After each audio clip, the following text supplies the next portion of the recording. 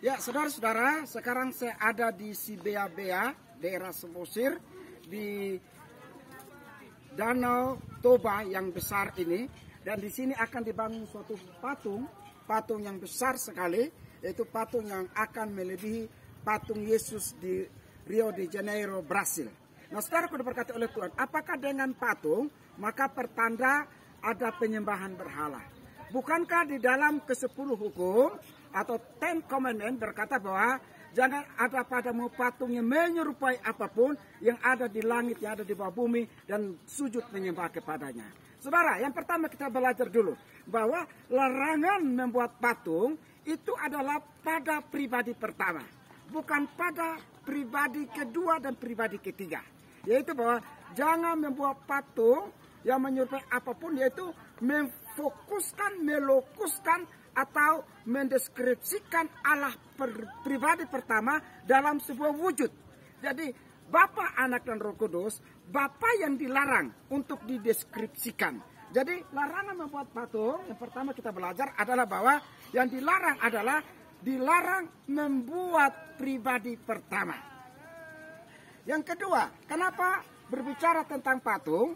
Yaitu bahwa orang Kristen percaya patung seperti patung Yesus, salib Yesus, itu menunjukkan bahwa Allah yang omnipresent, Allah yang ada di surga telah menjelma menjadi manusia.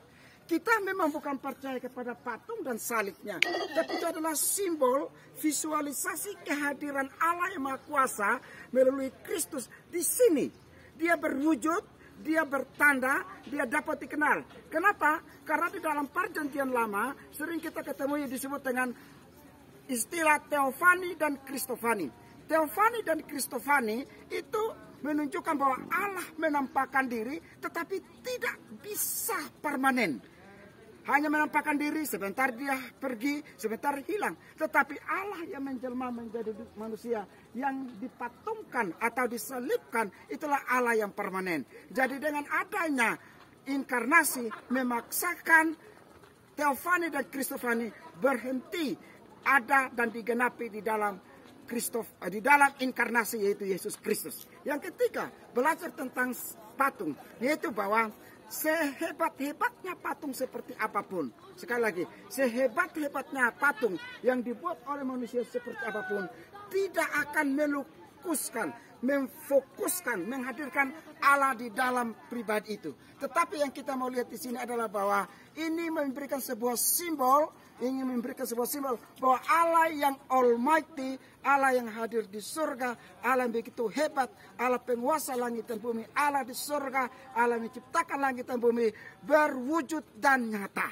Allah yang real, Allah yang bukan cuma kita panggil, kita teriak dan kita teriak, tetapi Allah yang berwujud di dalam Kristus Yesus pribadi kedua. Oleh karena itu, pribadi pertama tidak dapat divisualkan, pribadi kedua divisualkan, bahkan pribadi ketiga Roh Kudus juga divisualkan dengan tanda atau dengan lambang Roh Kudus, yaitu burung merpati. Jadi membuat patung sebenarnya tidak salah. Yang salah adalah kita berkata bahwa patung itu adalah segala-galanya. Kita menyembah kepada patungnya, tapi ini adalah simbol kehadiran Allah yang Maha Kuasa hadir di dalam Kristus Yesus untuk kita mengenal Allah yang sempurna. Oleh karena itu, iman kita bukan kepada patung, tapi iman kita kepada yang disimbolkan, yang sudah hadir. Jadi Allah yang besar, yang tidak bisa divisualkan itu, sekarang sudah nyata. Dan hanya orang Kristen saja yang berkata, atau dalam iman Kristen saja kita percaya bahwa Allah yang menciptakan langit dan bumi. Dan waktu langit dan bumi melalui manusia pertama Adam dan Hawa jatuh dalam dosa, maka Allah berwujud manusia supaya menebus kita dan membawa kita kembali kepada surga yang mulia. Inilah fungsi patung, yaitu bahwa melambangkan kasih karunia Allah. Memang tidak bisa melukuskan, mengkungkung Allah dalam satu tempat, yaitu pribadi Kristus. Karena Kristus sudah mati dan bangkit, ada pada tubuh yang kemuliaan, tubuh yang sudah maha hadir. Tetapi ini melambangkan bahwa ada kasih karunia Allah yang diwujudkan melalui inkarnasinya. Marilah kita belajar bahwa salib atau pribadi Kristus bukan cuma hadir sebagai patung, tapi hadir juga dalam hati kita. Sehingga kita dituntut adalah pikul salib dan membawa nama Kristus di mana saja kita berada.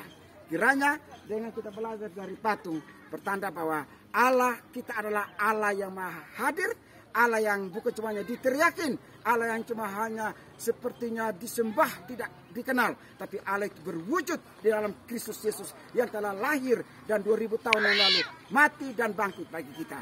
Dialah juru selamat, dia satu-satunya pribadi yang mengasihi kita, yaitu memberikan nyawanya demi keselamatan manusia. Tuhan berkati kita, masal ubraka. Amin. Thanks.